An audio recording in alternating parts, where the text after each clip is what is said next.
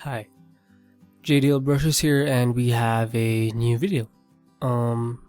First, we establish the constraints, and by that I mean fill in the ceiling and the floor area, and then from there you can define with a darker tone, say the furniture as you can see me do now, and also use the lasso tool to help kind of constrain each kind of major plane of your furniture piece. And we can continue with other furniture doing the same thing, and then using a light tone we can fill in, say, the TV part where there's a TV and where there's a table for the TV. So you're basically trying to focus on the silhouette. And you can even use a mixture of dark and light tones to define a set of objects in your sketch. And yeah, continuing with some light tones, you can fill in the background with the kind of window stilts. No, that's not the word. And the curtains and shit. So it's kind of a vague indication of where those things are. And I'm trying to illustrate some kind of vague notion of a floor. And again, we can use the lasso tool, the polygonal lasso tool, for some kind of straight edged rendering, right? And from here we can see me using some darker tones, and it kind of separates the actual furniture from the floor. So yeah.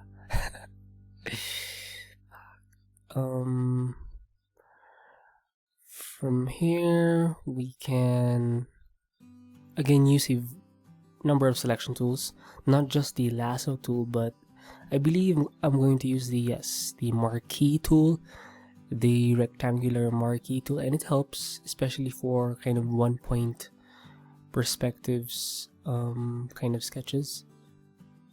And here you can see me use a mixture of fine and broad strokes, kind of defining the shapes within the major TV set silhouette, right? And you can see that the light markdown in the beginning was it's accurate enough for me to kind of sketch over that with some darker tones. And yeah. And right now I'm about to move around the piece. So basically you don't have to stick to just one area or kind of move through a sketch like systematically, like overly systematically. You can just kind of skip around and just jump around if you're not comfortable with one area, or if you want to procrastinate. You know, it's kind of a healthy way to procrastinate by just working on something else at the moment, right? So right now you can see me use some finer lines to define the edges of that TV table, and I'm doing a good job. You know, it's kind of basic and it's enough for a sketch, and that's the broad stroke there, and just adding a bit more to that screen to make it less reflective. I want it to be a kind of matte look, right? And now I'm using some darker tones for the windows, right?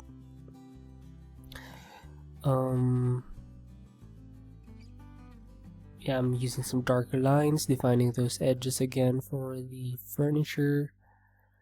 And yeah.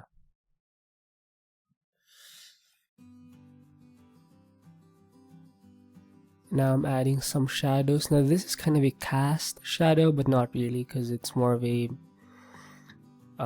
it's like a shadow directly below the furniture, and it's kind of a simple way of indicating form, I guess.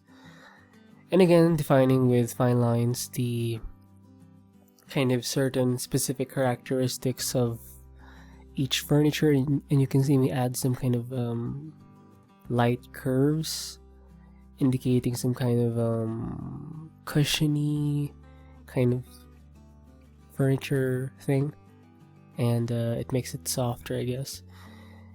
And yeah, and again going for some dark lines, especially in the curtains, and just and you can tell it's enough that it indicates that it is a curtain, right? And then with dark lines, you can use some kind of white opaque marker strokes. And it's actually quite useful doing this in Photoshop, or because your markers can be used for opaque kind of renderings. It doesn't have to always start from a light to a darker tone. And I think I had some kind of lag problem here, and I had to restart basically the sketch session. So from here you can see me use some darker shades, I believe, for the curtains. And and for each face you can just as you go along in your sketch, you can just keep adding darker tones. And so it is actually quite important that your first initial kind of markdowns is a rather light tone, right? And so you can build up basically with darker tones in the end. And here you can see me use some white fine lines for marking down the edges of some of the furniture, right?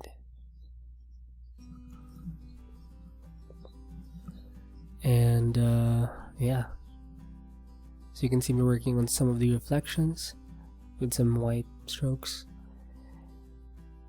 And more dark tones. It gets darker as you go along, and I try to make sure that the darkest forms or stuff is kind of in the foreground.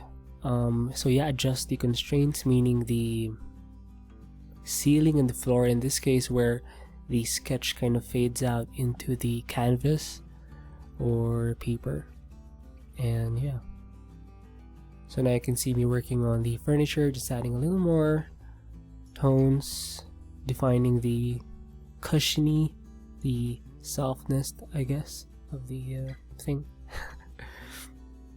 And yes, you can see me use even more darker tones, and it actually looks good if your sketch has a variety of tones, of values, and it just makes your sketch look a lot richer, even in grayscale, right? And so now we have some more white lines, kind of going over the sketch, and it actually has that kind of gouache feel that you would see in normal traditional marker sketches.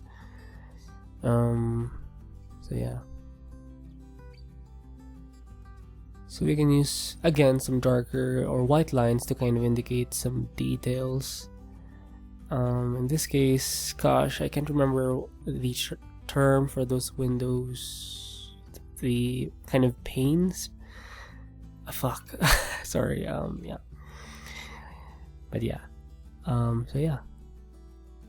anyway, we can add some extra dark tones to kind of define the planes of the furniture, and I'm really close to actually tidying up the sketch.